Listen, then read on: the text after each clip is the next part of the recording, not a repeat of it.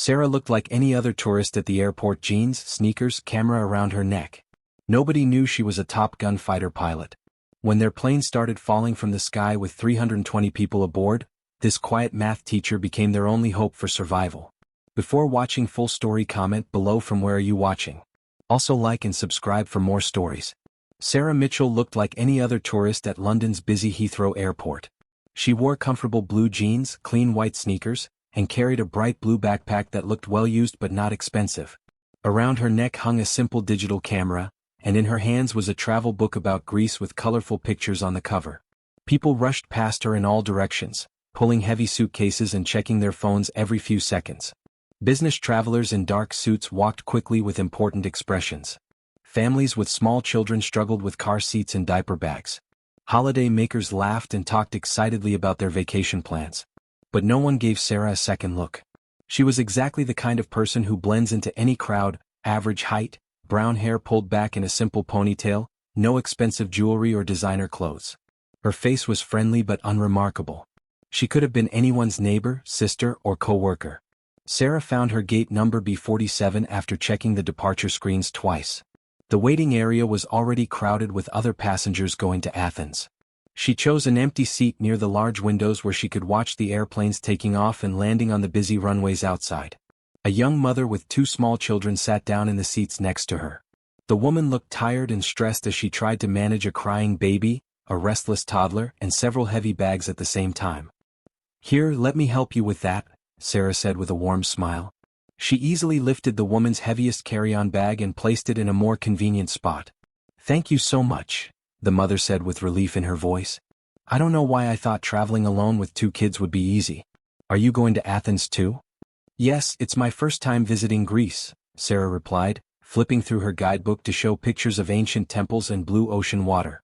"I've always wanted to see the Parthenon, and I've heard the sunsets in Santorini are absolutely incredible."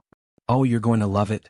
The blue church domes and white buildings really do look like something from a fairy tale. My husband and I went to Santorini 5 years ago for our honeymoon, and it was the most romantic place we'd ever seen." The woman's eyes lit up with happy memories as she spoke. Sarah nodded politely and continued looking at pictures in her travel book. There were photos of ancient Greek ruins, beautiful beaches with crystal clear water, and small villages with narrow stone streets. Everything about her seemed perfectly normal, just another schoolteacher using her summer vacation to explore a new country. "What do you do for work?" the mother asked as her baby finally stopped crying. "I teach high school mathematics in Colorado," Sarah answered. "Algebra, geometry, trigonometry, all the subjects that make teenagers groan when they walk into class." The woman laughed. "My oldest daughter is only 7, but I'm already dreading the day she has to take algebra. I was terrible at math in school." "Most people think they're bad at math, but they just haven't found the right way to understand it yet," Sarah said. "I always tell my students that math is like learning a new language. Once you know the basic vocabulary and grammar rules, everything else starts to make sense." They continued chatting about travel plans and family life while waiting for their flight to be called. Sarah seemed completely relaxed and genuinely interested in hearing about the other woman's children and vacation experiences. When the gate agent announced boarding for Flight 447 to Athens, Sarah joined the long line of passengers. She showed her boarding pass to the flight attendant with the same friendly smile she had shown the mother with children. "Have a wonderful flight," the attendant said automatically. "Thank you, I'm sure it will be great," Sarah replied. She walked down the narrow jet bridge and into the huge Airbus A330 aircraft. The plane was one of the largest passenger jets in the world, capable of carrying 320 people across long distances. Today, every single seat was filled with excited travelers heading to Greece for vacation or business.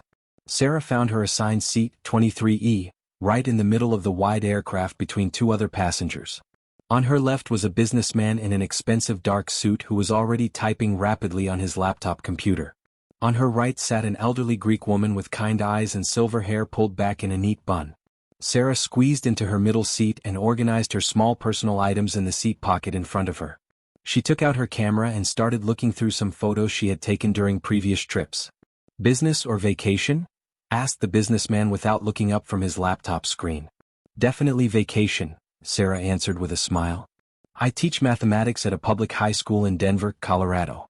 Summer break finally arrived, so I decided to treat myself to this trip. I've been saving money for 2 years to afford it. Good for you. Teachers work incredibly hard and don't get nearly enough time off or pay. I'm going to Athens for some boring business meetings with Greek companies, but maybe I'll get lucky and have time to see the Parthenon between appointments. Sarah took out her camera and continued looking through old photographs she had taken. There were pictures of mountain hiking trails, wild animals like deer and eagles, beautiful landscapes with forests and lakes, and scenic views from high mountain peaks. The businessman glanced over at her camera screen. Those are really nice pictures. You have a good eye for photography. Where did you take these? Thanks, photography is just a hobby for me. These are from various hiking trips in the Rocky Mountains. I love taking pictures of nature and wildlife. There's something so peaceful about being outdoors, away from all the noise and stress of everyday city life. The elderly Greek woman sitting by the window leaned over to get a better look at Sarah's camera and photos. You take pictures of my village when you visit Crete? She asked in English mixed with a strong Greek accent. I can show you secret places where tourists never go. Beautiful beaches and old churches that only local people know about. I would absolutely love that, Sarah said enthusiastically. I always prefer to find the hidden, authentic places instead of the crowded tourist attractions where everyone takes the same pictures. The captain's voice came over the aircraft's speaker system with the usual pre-flight announcement. Good morning everyone and welcome aboard Flight 447 to Athens. This is Captain Reynolds speaking from the cockpit. We're expecting a smooth 5-hour flight today with clear weather most of the way. Flight attendants, please prepare the cabin for departure. The aircraft's powerful jet engines started up with a loud rumbling noise that gradually increased to a steady roar. Sarah looked out the small oval window and watched as the airport buildings and other planes became smaller and smaller as they lifted off the ground and climbed into the cloudy London sky. She appeared completely relaxed and comfortable, just like any other passenger beginning their dream vacation to Greece. After about an hour of smooth flying time, most passengers had settled into their routines for the long flight. Some people were sleeping with small pillows and eye masks. Others were reading books, magazines, or watching movies on their phones and tablets. The flight attendants had already served the first round of drinks and small snacks. Sarah had put away her Greece guidebook and closed her eyes to rest. The gentle vibration and steady noise of the jet engines was actually quite relaxing, and she was starting to feel drowsy. Then suddenly, without any warning, a loud bang echoed through the entire airplane. The sound was sharp and metallic, like something heavy had broken or exploded. The whole aircraft shook violently from side to side, causing passengers to grip their armrests tightly. Passengers immediately looked around at each other with worried and confused expressions on their faces. Conversations stopped in the middle of sentences. Parents instinctively held their children closer. The relaxed vacation atmosphere changed to tension and fear in just seconds. Sarah's eyes opened immediately at the first sound of trouble. While everyone else seemed confused and frightened by the unexpected noise and shaking, her expression became sharp and completely alert. She sat up straight in her seat and listened carefully to the sounds the aircraft was making. A flight attendant named Jenny hurried down the narrow aisle between the rows of seats. She was trying her best to smile reassuringly at the worried passengers, but her hands were shaking slightly, and her voice wasn't as steady as usual. Everything is perfectly fine, everyone, Jenny announced, trying to sound calm and professional. We just hit some unexpected rough air. This kind of turbulence is completely normal during flights. Please make sure your seatbelts are securely fastened, and we'll be through this bumpy area very soon. But Sarah noticed several things that other passengers completely missed. Jenny's smile looked forced and fake instead of natural. Small drops of sweat were forming on her forehead even though the airplane cabin was kept at a comfortably cool temperature. Her eyes showed worry that her words were trying to hide. Sarah had learned during her military training to notice these kinds of details that revealed when someone was trying to hide a serious problem. Another violent shake hit the airplane, much worse and more frightening than the first one. This time, yellow oxygen masks suddenly dropped down from hidden compartments in the ceiling above every seat throughout the entire aircraft. The masks hung on clear plastic tubes, swaying back and forth as the plane continued to shake. Passengers immediately started screaming and panicking. Children began crying loudly. People were asking each other what was happening, but nobody had any answers. "What's going on?" shouted the businessman sitting next to Sarah. His laptop computer had fallen to the floor, and his previously calm expression had changed to obvious fear. This definitely isn't just rough air. Something is seriously wrong. The elderly Greek woman sitting by the window grabbed Sarah's arm tightly with both hands. "Panagiamo. "Holy Mary, please protect us," she cried in a mixture of English and Greek, her voice filled with terror. All around them, passengers were fumbling with the oxygen masks, trying to figure out how to put them on correctly. Some people were pulling too hard on the plastic tubes. Others were confused about which mask belonged to them. A few passengers were hyperventilating from panic, making their breathing problems even worse. But Sarah remained completely calm in the middle of all the chaos. She smoothly and quickly put on her own oxygen mask with practiced efficiency, adjusting the elastic strap to fit properly. Then she immediately turned to help the elderly Greek woman put on her mask correctly, gently guiding the woman's shaking hands. While other passengers were struggling and panicking with their masks, Sarah moved with the confidence and skill of someone who had done this exact procedure many times before under much more dangerous circumstances. Captain Reynolds' voice came over the aircraft speaker system again, but this time his tone was completely different from the casual, friendly announcement he had made during takeoff. Now he sounded stressed, worried, and barely in control. "Ladies and gentlemen, we are experiencing some serious technical difficulties with the aircraft systems. This is not a routine situation. Flight attendants, please begin emergency procedures immediately and prepare passengers for possible emergency landing protocols." The word, emergency, sent waves of absolute terror through the passenger cabin.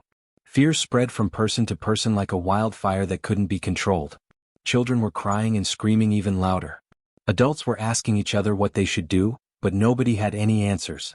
Some passengers started praying out loud in different languages. Others were frantically trying to call their families on their cell phones, even though there was no signal at 35,000 feet altitude. Sarah calmly unbuckled her seatbelt and stood up in the aisle, even though the airplane was still shaking and tilting unpredictably. "Where do you think you're going?" the businessman asked with panic in his voice. "The captain just told everyone to stay in their seats and prepare for emergency procedures." "I'll be right back," Sarah said quietly, but with a tone of voice that somehow made him stop arguing. Sarah began walking steadily toward the front of the airplane, maintaining perfect balance even though the aircraft was shaking, tilting, and dropping unexpectedly. She moved like someone who had learned to walk normally in difficult conditions that would make most people fall down or become sick. Other passengers watched her with amazement and confusion.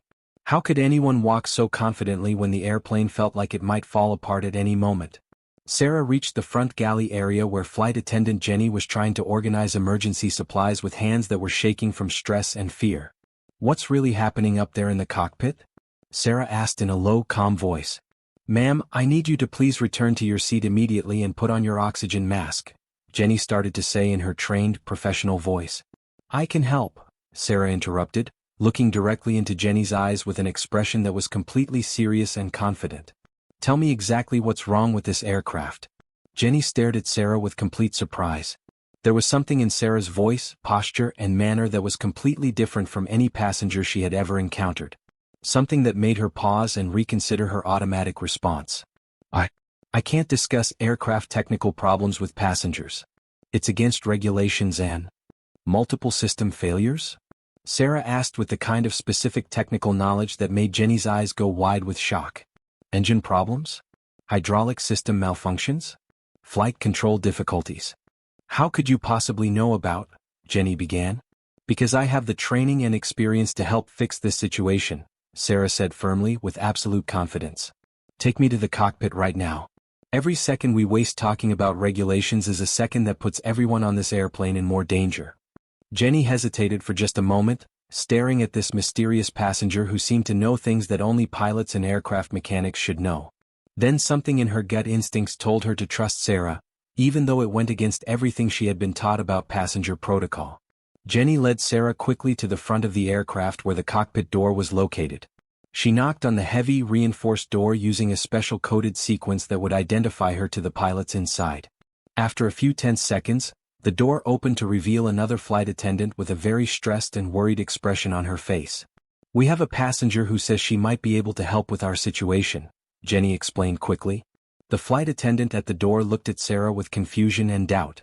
"Ma'am, I'm sorry, but passengers are absolutely not allowed in the cockpit during any kind of emergency situation. Federal aviation regulations strictly prohibit."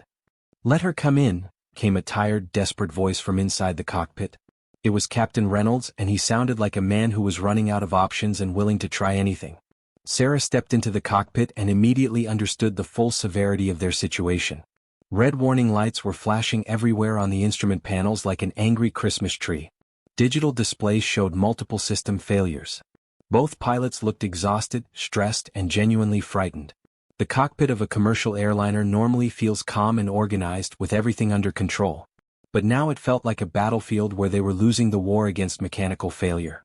"Talk to me about what's happening," Sarah said calmly, sitting down in an empty jump seat behind the two pilots. Captain Reynolds turned around with an expression that mixed annoyance with desperation.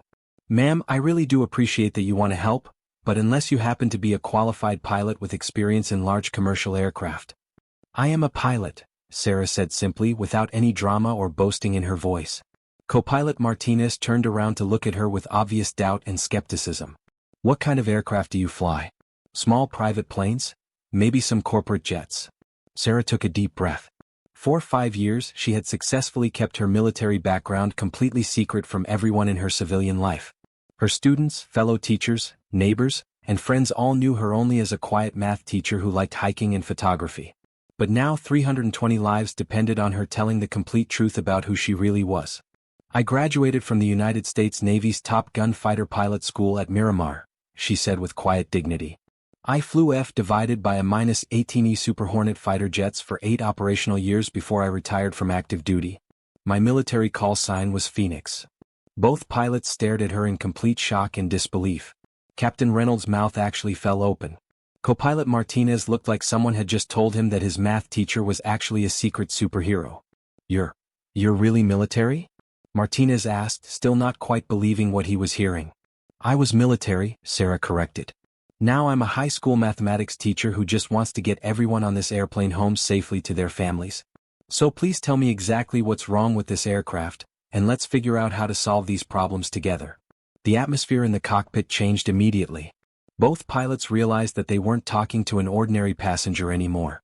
They were talking to someone with advanced flight training and experience in handling aircraft emergencies that were far more dangerous than anything commercial pilots normally encounter. Captain Reynolds quickly began explaining their desperate situation in technical detail. "We lost our primary hydraulic system about 10 minutes ago, complete failure, no pressure at all. Then our backup hydraulic system failed just 5 minutes later. Without hydraulics, we've lost most of our normal flight control authority." Sarah studied the instrument panels, warning lights, and system displays with the trained eye of a military pilot who had learned to diagnose aircraft problems under extreme pressure. "What about your manual reversion system?" she asked, referring to the backup flight controls that allow pilots to fly the aircraft using direct mechanical linkages when all hydraulic power is lost. "We tried engaging manual reversion," co-pilot Martinez explained, "but with this level of system damage, we don't have nearly enough control authority to maintain stable flight, much less attempt any kind of safe landing. The aircraft barely responds to our control inputs." Captain Reynolds looked at Sarah with exhaustion and defeat in his eyes. "We're going to crash and there's absolutely nothing any of us can do to prevent it. I've been flying commercial aircraft for 22 years, and I've never seen multiple system failures this severe." "No," Sarah said firmly, with the kind of absolute confidence that can only come from years of training in life-or-death situations. "There's always something you can do. That's the very first principle they teach at Top Gun: you never give up, and you use every available tool and technique to solve the problem, no matter how impossible it seems." She pointed to different controls and instruments on the complex cockpit panel. "Right now you're fighting against the aircraft instead of working with it. In military fighter jets, we learn advanced techniques for using asymmetric engine thrust and differential power settings to control the aircraft when normal flight control systems are damaged or completely destroyed. But this isn't a small, lightweight fighter jet," Captain Reynolds protested. "This is a 300-ton commercial airliner with completely different flight characteristics and limitations. The basic principles of aerodynamics and physics are exactly the same," Sarah replied with confidence. "I need to show you some emergency techniques that aren't included in standard commercial pilot training manuals because they're considered too advanced and too risky for routine operations." For the next hour, Sarah worked intensively with both pilots to implement advanced emergency flight procedures that she had learned during her military training. She taught them how to use careful engine power changes to create turning forces that could steer the airplane when normal rudder and aileron controls weren't working properly. "Reduce power on engine number 1 to exactly 65%, Sarah instructed with precision. "At the same time, increase engine number 3 to 85%. This will create an asymmetric thrust condition that will generate a controlled turning force to the right. That's definitely not in any of our standard emergency checklists, Martinez said nervously, worried about trying techniques that weren't officially approved. That's because commercial airline pilots aren't trained for combat damage scenarios, Sarah explained patiently. At Top Gun, we learn to fly aircraft that have been severely damaged by enemy fire, with multiple systems destroyed, and still bring them home safely. Every single control surface, every system, even individual engine power settings can be used for aircraft control if you understand the principles correctly. Gradually, slowly, the massive airplane began to respond better to their control inputs. The violent shaking and unpredictable tilting reduced significantly, and they were able to maintain a somewhat more stable flight path through the sky. But their problems were far from over. Sarah looked at the fuel quantity gauges and saw that they were losing fuel rapidly from the damaged fuel system. "We need to find the nearest suitable airport immediately," she said with urgency. "Based on these fuel loss rates, we don't have enough fuel remaining to reach Athens." Captain Reynolds checked his navigation charts and airport database. Shannon Airport in Ireland is the closest major airport with long enough runways, but it's still approximately 200 nautical miles away. "Can we make it that far?" Martinez asked, doing quick fuel calculations in his head. Sarah performed rapid mental calculations using both her pilot training and her mathematics teaching skills. "If we reduce our altitude to 15,000 feet to improve fuel efficiency, and optimize our power settings for maximum range instead of maximum speed, we might just barely make it to Shannon with minimal fuel reserves." "That's cutting it extremely close," Captain Reynolds said with concern.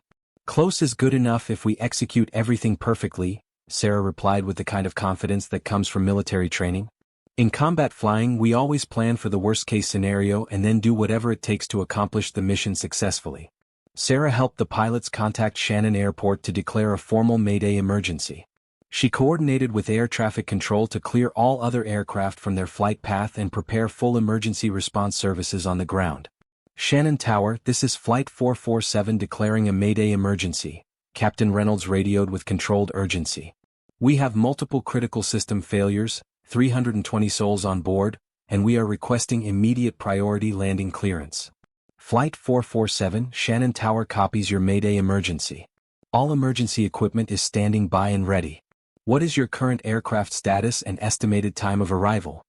Sarah took the radio microphone from Captain Reynolds.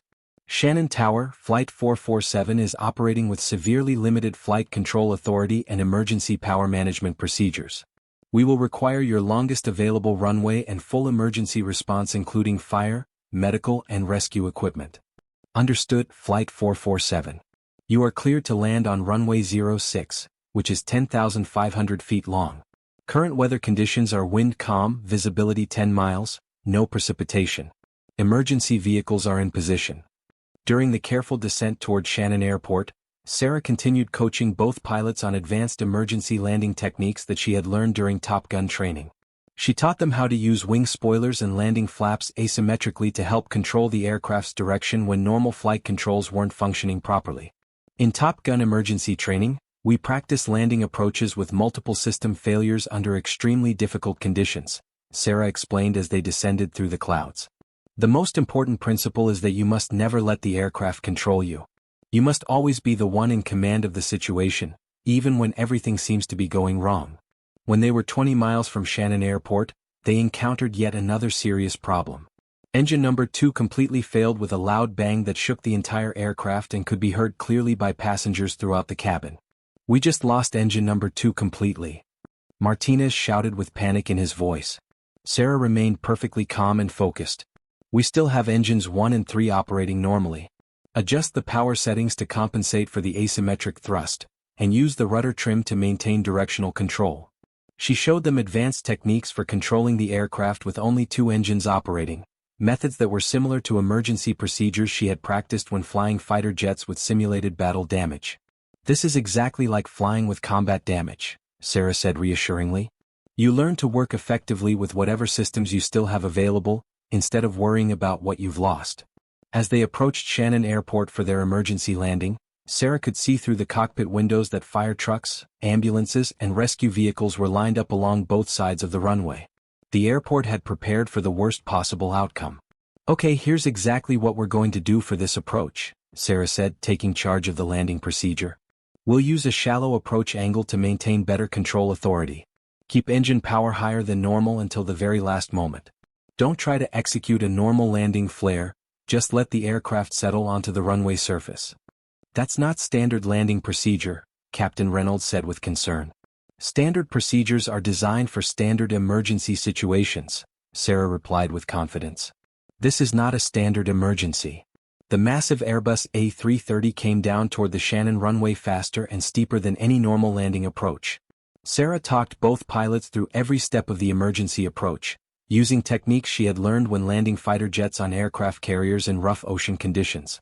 Reduce power slowly and gradually, keep the nose attitude stable.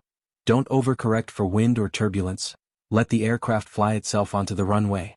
The airplane touched down on the runway with a harder impact than normal, but all landing gear made solid contact with the ground. Sarah immediately took control of the ground deceleration procedures. Apply maximum reverse thrust on engines 1 and 3, but don't use maximum wheel brakes immediately. Let the aircraft slow down gradually at first to avoid tire failure or skidding off the runway. The huge airplane rolled down the long runway, gradually losing speed. Emergency vehicles raced alongside them with lights flashing and sirens blaring, ready to respond instantly if anything went wrong during the landing roll.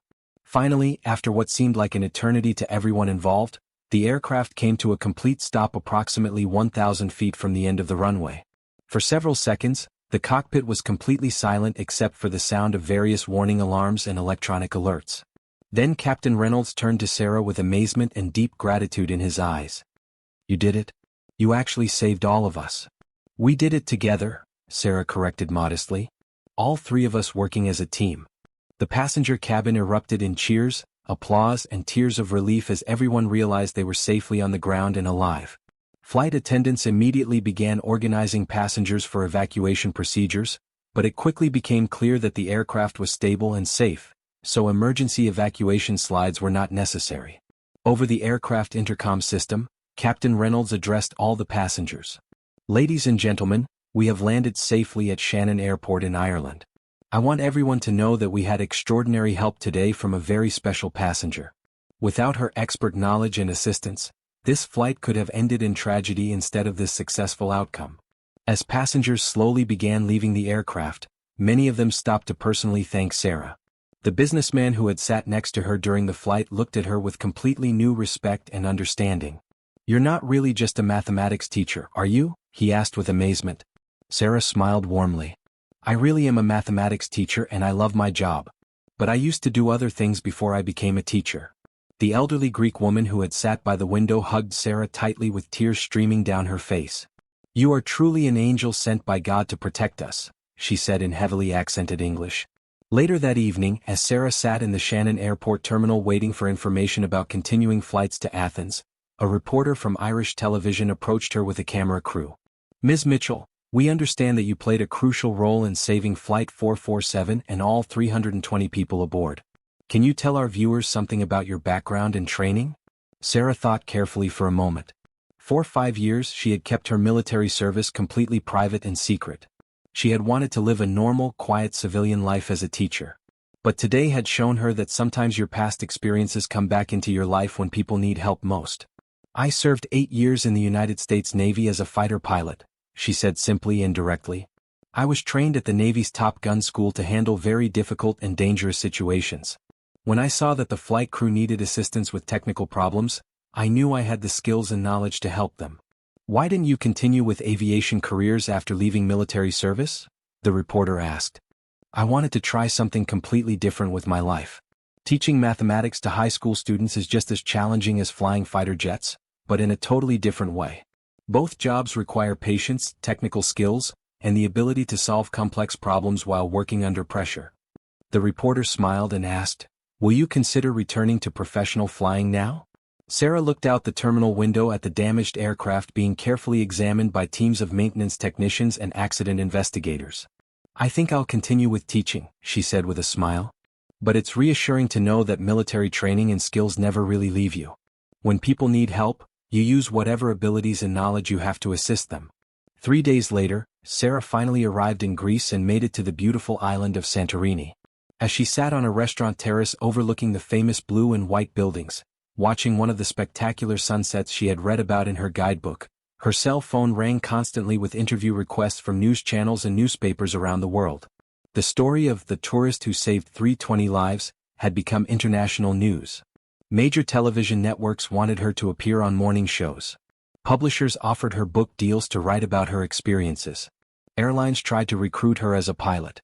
But Sarah simply turned off her phone and opened her Greece travel guidebook instead. She was still just a mathematics teacher on summer vacation, even if the whole world now knew about her secret military past. She had proven that ordinary people can do extraordinary things when circumstances require it. The next morning she received a phone call from her former commanding officer at Top Gun. "Phoenix, I heard about what happened on that flight," he said with pride in his voice. "That was some absolutely incredible flying and crisis management." "I wasn't actually flying the aircraft, sir," Sarah replied. "I was just helping other pilots remember that there's always a solution available if you don't give up and keep thinking clearly. That's exactly what we tried to teach you at Top Gun. It sounds like our training programs really worked." Sarah smiled as she looked out at the beautiful Greek islands and clear blue Mediterranean water. "The training worked perfectly, sir. But I have to say I really do prefer my new career. High school students can be almost as challenging as enemy fighter pilots, but at least nobody shoots missiles at me anymore." After she hung up the phone, Sarah realized something very important about herself. She didn't have to choose between her military past and her civilian present. Her Top Gun training and skills would always be part of who she was, ready to help when needed. But her real life now was teaching young people mathematics and exploring the world as a curious traveler. She picked up her camera and guidebook, ready for another day of being just another tourist exploring Greece. But now she understood that just another tourist could be exactly what the world needed at the right moment. The story of Flight 447 would be remembered as a miracle of modern aviation, but for Sarah, it was simply a reminder that the skills and knowledge we learn throughout our lives are never wasted. Whether you're flying a supersonic fighter jet or teaching algebra equations, the fundamental principles are the same. Stay calm under pressure, use your training and experience, never give up when facing difficulties, and always be ready to help others when they need assistance most. And sometimes, the most unlikely hero is the quiet person sitting in the middle seat of an airplane, reading a travel guidebook and dreaming of Mediterranean sunsets.